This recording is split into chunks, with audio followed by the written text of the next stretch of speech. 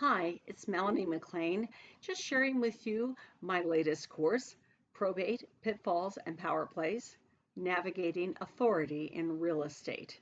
And this will be a CE presentation. I am going to roll this out at the Triple Play Convention, New York, New Jersey, and Pennsylvania this December in Atlantic City. Sure hope to see you there.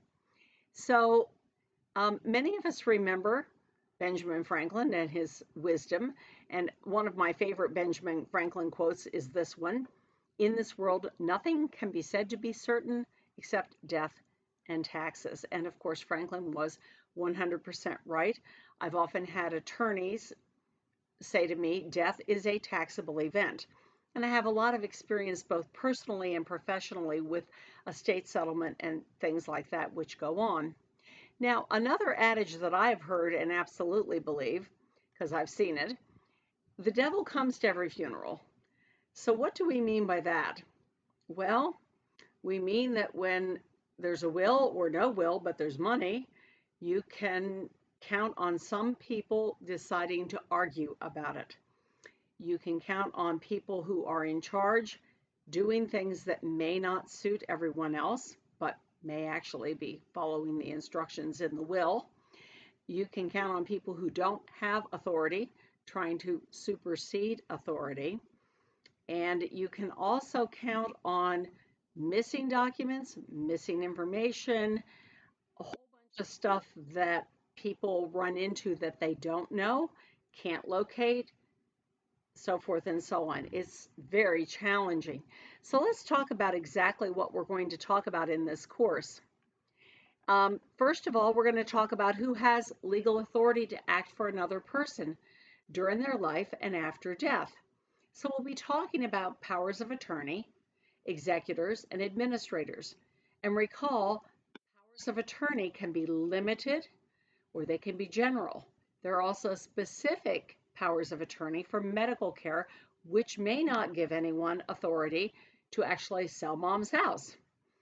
Executors, generally the person named in a will to take care of the estate, but administrators are generally court appointed, typically when there is no will, but sometimes when the executor is either no longer alive and not able to be an executor or just says, I won't do it.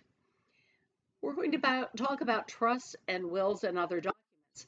I've had appraisals I've done for a trust many times. I've sold properties that are in a trust. And so just as we always do in real estate, the very first question we have is who owns the property and who has legal authority to sell the property. We're going to talk about testate and intestate. I used to joke in pre-licensing classes, intestate is not a state between Ohio and Pennsylvania. Intestate is when you die without a will. It's been called a no-will will, because if you die without a will, trust me, whatever state you're in, they have laws of descent and distribution, and your assets will be divided according to state law.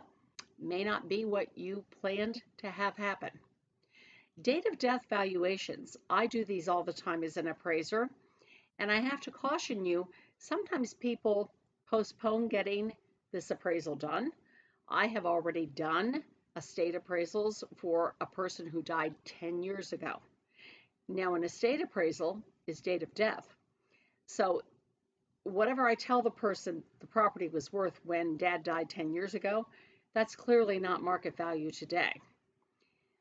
The must-have documents in your file. As with any transaction, you have to prove you know who your clients are and you know they have authority. And you can depend upon title companies and attorneys asking for documentation like a death certificate. How clients can plan to avoid probate and reduce taxes. We're getting more and more questions in this area all the time.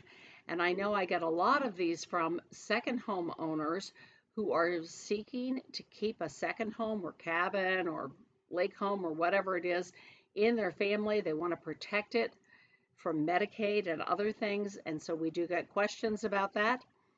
And navigating situations confidently. Now, I'm not going to turn anyone into an attorney, and I'm not going to turn anyone into an accountant, and I'm going to hopefully give you enough information so that you can proceed to advise your clients. You need to run that past your attorney, or that's a question for your accountant. We want to always stay in our lane as realtors. So everyone dies. Properties have to be sold, estates have to be settled. We're going to give you the information you need to help these clients. This is a very growing practice for many of us. I know my practice has a lot of this kind of transactions. I've had personal experience within my family of estates and trusts and estate settlement. So I'm really excited about this course, and I really hope to see you at it soon. And thanks for listening.